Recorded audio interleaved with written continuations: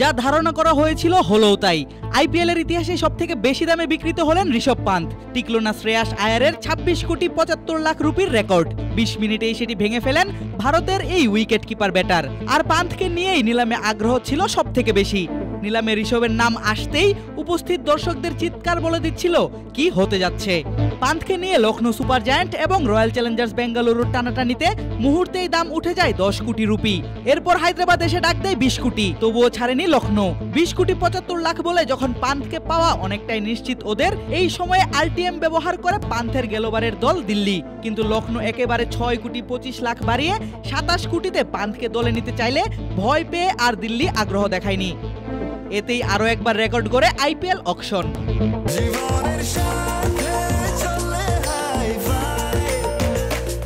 স্বাস্থ্যকর all time honeycomb, সব সময় অল টাইম হেলদি লাইফ। অবশ্য পান্থ হবেন 2025 আইপিএল নিলামের সবথেকে দামি খেলোয়াড়, এমন গুঞ্জন শোনা যাচ্ছিল দিল্লির রিটেইন না করার পর থেকেই। এমনও গুঞ্জন ভেসে বেড়াচ্ছিল পান্থের জন্য নাকি বস্তা ভর্তি টাকা নিয়ে বসে আছেন ফ্র্যাঞ্চাইজি মালিকরা। ভারতীয় ক্রিকেট বিশেষজ্ঞরাও বলছিলেন পান্থের ভেতর এমন বারুদ আছে যা তাকে আইপিএল এর সবথেকে দামি খেলোয়াড়ের তকমা এনে দিতে পারে। অথচ এই ক্রিকেটারের খেলারই কথা ছিল না 2022 সালের সড়ক দুর্ঘটনার পর থেকে। সেখান থেকে নিজেকে তৈরি করেছেন, আবারও করেছেন অমানবিক পরিশ্রম। শুধু তাই নয়, দীর্ঘ 11 বছর পর ভারতকে আইসিসির কোনো ইভেন্টের ট্রফি জেতাতেও রাখেন বড় ভূমিকা। 2024 টি-20 বিশ্বকাপের পর থেকেই ব্যাট হাতে হোক কিংবা স্ট্যাম্পের পেছনে কিপিং গ্লাভস হাতে নিজের ধারাবাহিকতা বজায় রাখছেন পান্থ।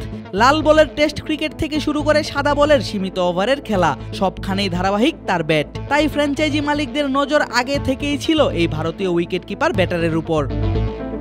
2016 সাল থেকে 2024 ঋষভ তার পুরো আইপিএল কেরিয়ার কাটিয়েছেন দিল্লি ক্যাপিটালসে। 8 সিজনে খেলেছেন 111 ম্যাচ, যার মাঝে 110 ইনিংসে করেছেন 3284 রান। সর্বশেষ আসরে ঋষভ ফিরে আসেন মারাত্মক ইনজুরি থেকে, আর ফিরে এসেই 13 ম্যাচে করে ফেলেন 446 রান। 2024 টি-20 বিশ্বকাপে করেন 8 ম্যাচে 171 রান। তবে রানের থেকেও নিজের বুদ্ধিমত্তা দিয়ে অবদান রাখেন দলকে বিশ্বকাপ জেতাতে। তাই এই প্লেয়ারকে যখন দিল্লি ক্যাপিটালস রিটেইন করেনি, তখন অবাক হয়েছিল ক্রিকেট সমর্থকরা। দিল্লি রিটেইন না করার খবর পাওয়ার পর থেকেই সবগুলো ফ্র্যাঞ্চাইজি এক প্রকার টাকার বস্তা নিয়েই বসেছিল পান্থকে কেনার আশায়। আদিব আশরাফ, ক্রিক ফ্রেঞ্জি।